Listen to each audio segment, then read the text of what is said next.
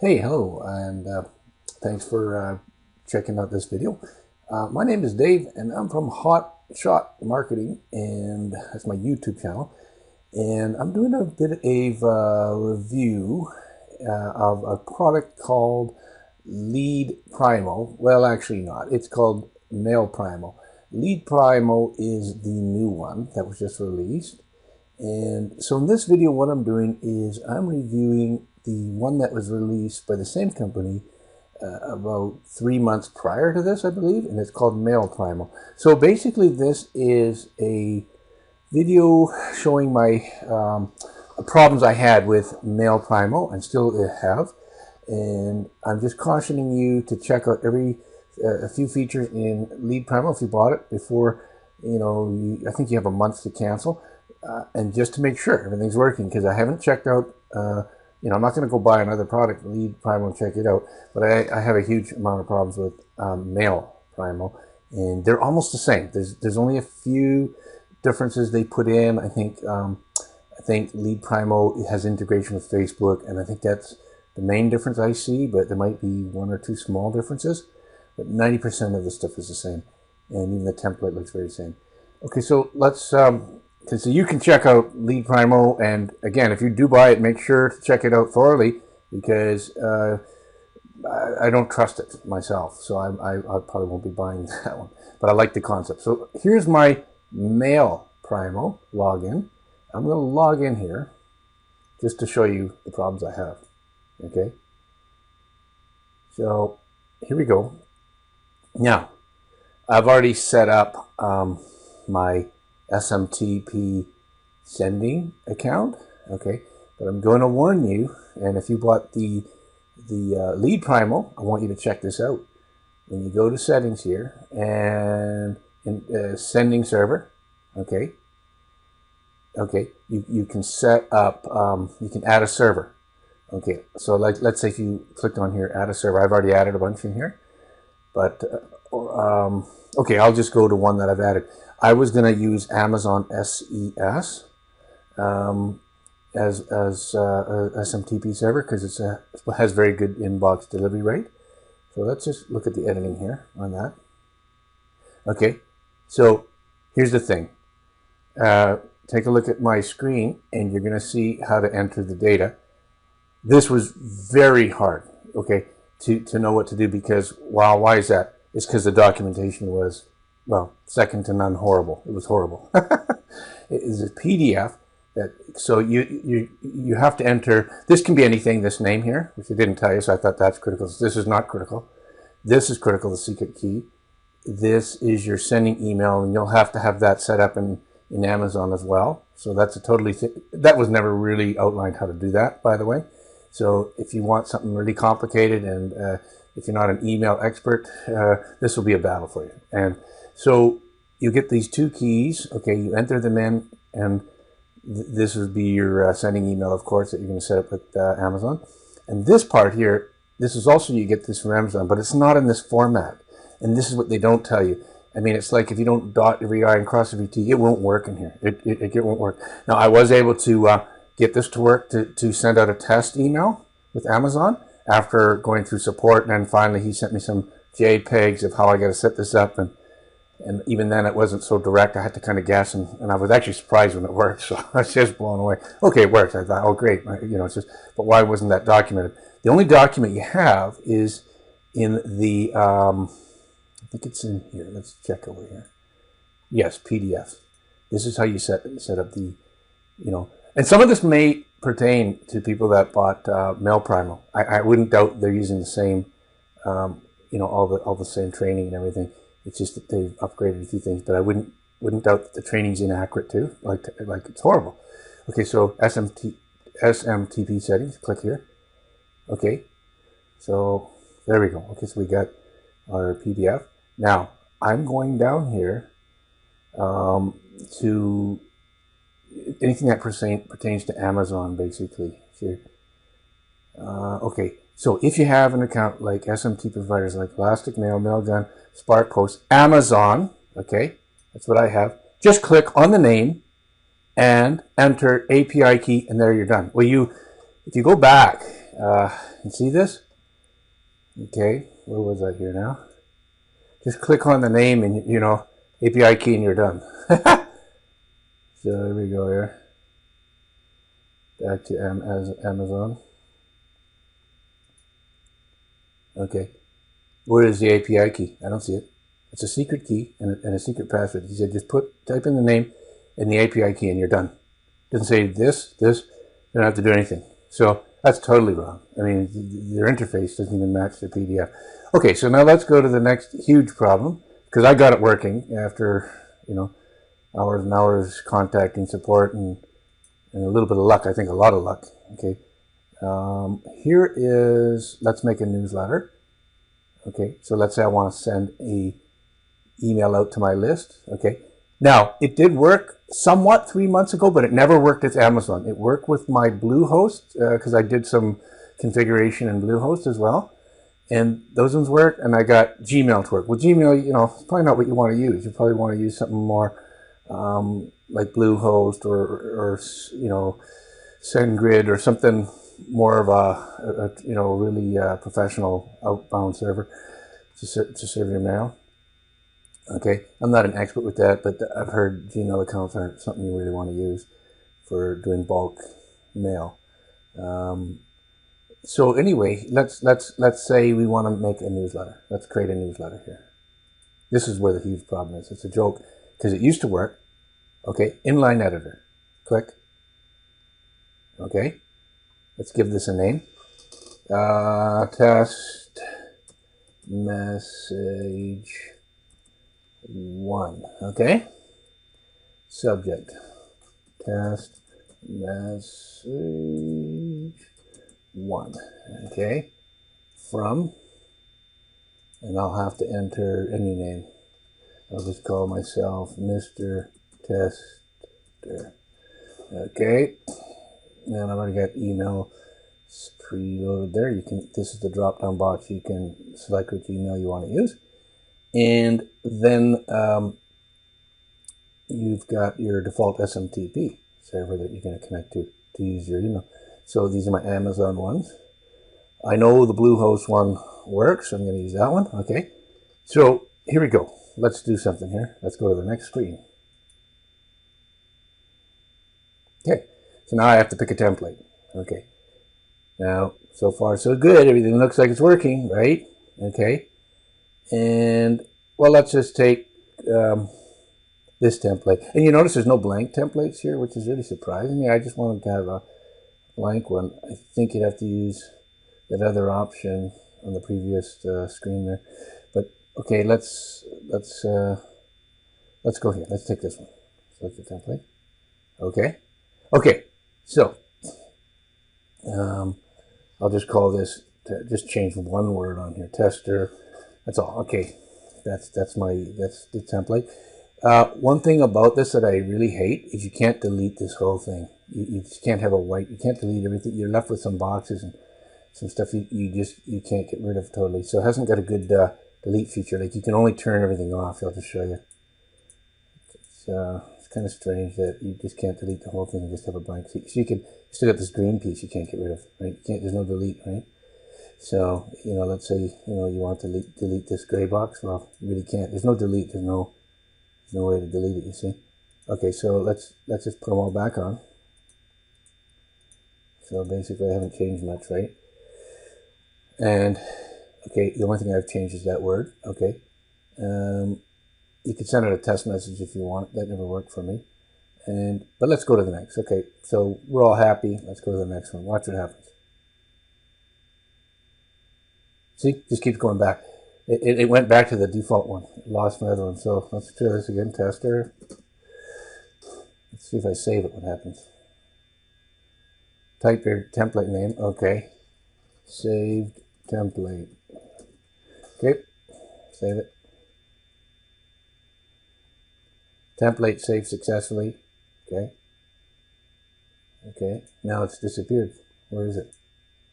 Where's she gone? She just went, gone. Next. Where's it going now? No, this doesn't do anything. You see? The guy, Dr. Amit or either one of Dr. Amit or one of his assistants there emailed me back, oh, it works on my end. And they even got screenshots that prove that it works on their end. It ain't working on my end. So they told me to try Internet Explorer, Chrome, Firefox. I tried them all, and I even used a different computer. So there's some shenanigans going on there. It's cloud-based software, so what's going on with that? Like, am I the only customer they ever had, and they don't really care that it works or it doesn't work? And obviously, if they can get it to work, they probably have a different method of doing it that's totally different than me. They got a higher level of clearance, if you want to say. So basically, I'm sort of stuck. I can't go back. I can't go forward. I can't do anything now. Let's see what happens if I change template. Does that do anything? No. So it's basically just, it's kind of gone crazy. What's this? Doesn't matter. Choose file. Can that? Well, that's an hard drive file. So there you go. It doesn't work. And so here's the thing. You want to buy Leadprimo, which is their one that came out 3 months later. I want you to make sure to check the Amazon SES settings. And actually, I was able to get that to Amazon SES to send a test email, no problem. But it wouldn't send out and I actually was able to create messages about 3 months ago. I can't now. And maybe I was giving too much hassle to support and they maybe blacklisted my account. I don't know. I'm only trying to get this thing working. I'm not trying to be a pain. But here's the way I look at it. When the same company keeps putting out, when they put out something that doesn't work for one product, and then they come up with version 2 just to try to make more money, I kind of have a bad feeling about that, because your first one should have worked. Or at least you should have upgraded your old members that bought the stuff that didn't work to something that might work. I'm skeptical this one doesn't work. So what I would recommend you doing, I don't even know how to get out of there. You know where the spot where I showed you the PDF about how to set up Amazon SES, I'll bet you that PDF is exactly the same in yours, and I'll bet you it will not work if you set up Amazon SES unless you contact support and waste about a week going back and forth until he sends you a little JPEG screen of how they set it up. Why don't they put that in the documentation? Because no one's got time to waste, right? So there you go. The way I'm feeling right now, because I've tried out a few other ones, and there's another company called Omnibox. It's working. It kind of seems like it's heavily policed, which may be a good thing, but it's you can't import your email on it, and when you do a campaign, they sort of manually check it. So it seems like, okay, it's lower cost, but same kind of thing. You don't have that. I think things worked a little bit better with GetResponse, Aweber. And of course, none of them seem to be very good in one way, because accounts get shut down and stuff. So email seems to be getting harder all the time. I'll be honest with you. It seems to be getting harder to get something that actually works in one box. But I'm just hoping that Omnibox, at least their support is better, and they're trying to work through it and fixing up things. So I'm hoping that works out for me. But as of right now, I haven't found any of these solutions, these low-cost solutions, that work really, really well. So there you go. I mean, yeah, they're low cost. Some of these were unlimited plans. The concept is fantastic. Do they work? That's the question you got to ask if you're running your business. And do you trust the people behind it? Because if the people behind it don't support it, or they delete your account for some reason, or just like what's happened to me, my stuff won't even work here now. Like, you get these type of things, dead screens, can't go forward, can't go back.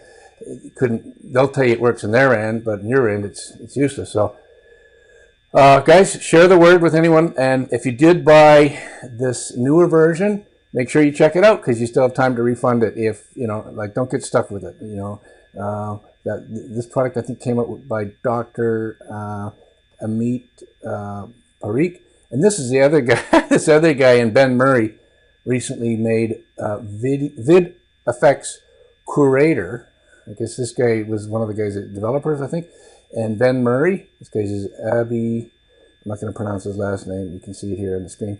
But he made that VidFX Curator, like curating video, and then they came up with a 2.0 version. My 1.0 never ever worked. I was back and forth with support, and I have if you check down below on this video, you'll see links to that too, on that product, that the VidFX Curator came out just recently. So yeah, there's a lot of crappy products in this industry, and I'll tell you why. A lot of these reviews, unfortunately, they're done by people. It's kind of like, I'll scratch your back, you'll scratch mine. I'll put out a piece of crap software, and everybody helps sell it. And then when you put out your piece of crap software, I'll sell it. No, I don't want to say it's all bad. I'm exaggerating the point that test it. I bought some good software too, right? But the thing is, the motive behind a lot of the affiliates will be that, well, they can make some money on it, right? So, and they don't have time to check it all out. Even I've reviewed some products. Okay, I'll try to tell people, at least check it out. Like, do your little bit of diligence, because I can't test out everything. Once in a while, though, I buy some stuff and I really get into it, and then I realize, okay, this is no good. I got to let everybody know. So there you go. Sorry about the long review, but I hope this helps you in making wise choice on if you bought Leadprimo or going forward in the future. Just check out stuff, because yeah, even though the concept is great, idea is amazing, does the software work, and are the people behind it, do they support it, and can you trust them? Because they got all your leads and everything like that, and you got to really ask those questions. Okay, so thanks for looking. Take a look at some links below this video. I may have some other products that I'm reviewing, and other products I'm recommending you not buy, and I'll continue to do that in the future. Just share and like and do all the regular stuff that everybody's supposed to do on YouTube. Okay, thanks a lot for watching. Take care.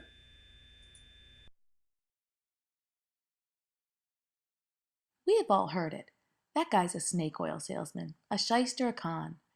This terminology has become an intricate part of our culture, but where did that term come from? Were there really snake oil salesmen? Did they really sell snake oil? It all began when the Transcontinental Railroad was being built in North America. Chinese immigrants came over, and with them their cures for the aching joints and muscles that they had at the end of each workday. What they used was snake oil. Americans, seeing how well this remedy worked, jumped on the bandwagon, and word quickly spread that this was a cure for rheumatism, joint pain, and other things. The craze soon developed into a fervor. People began snake farms. In the Patriot newspaper in 1885, rattlesnake oil was said to be going for $4 an ounce.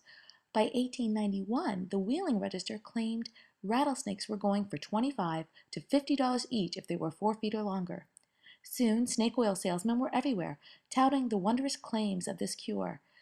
They would grandstand at circuses and carnivals, thrilling the audience with their hissing rattlers and claims of the wonderful drug. Clark Stanley was the most famous snake oil salesman and became known as the Rattlesnake King. Problem was, there wasn't much snake in the snake oil. Mostly it was mineral oil, camphor, turpentine, and red pepper. It did little to relieve the sore, aching muscles, and suspicion grew. Even when it was made with authentic rattlesnake oil, it never seemed to match the claims of the Chinese workers' oil. So why was that? It appears when the Americans made their snake oil, it was done with rattlesnake. This was the crux of the problem. It was the wrong snake altogether. In 1905, Collier magazine did an expose on the snake oil salesmen, declaring them frauds, pushing useless and sometimes dangerous cures. The public was furious that they had been duped, and they led to the Pure Food and Drug Act being passed in 1907. So why did the Chinese product seem so miraculous when the American-made one was a dud? Well, the Chinese used a completely different snake in their oil. The Chinese water snake, Hydra chinesis, was used, and as it was aquatic, it ate mostly fish, something rattlesnakes in the desert never do. This made them particularly useful for fighting inflammation. EPA acids or omega oils have been found not only to reduce inflammation, but reduce high blood pressure, cholesterol, and depression as well. Neurophysiology researcher Richard Cunin brought redemption to the snake oil in 1989 when he wrote a letter to the Western Journal of Medicine claiming that Chinese water snakes had almost 20% EPA oil, higher than the salmon at 18, and rattlesnakes had a measly 4% oil. It appears that snake oil was an effective remedy after all. So when we make claims that something is to be believed or not, we may not have all the facts. What we think may be true may be false, and what is believed to be false may actually be true.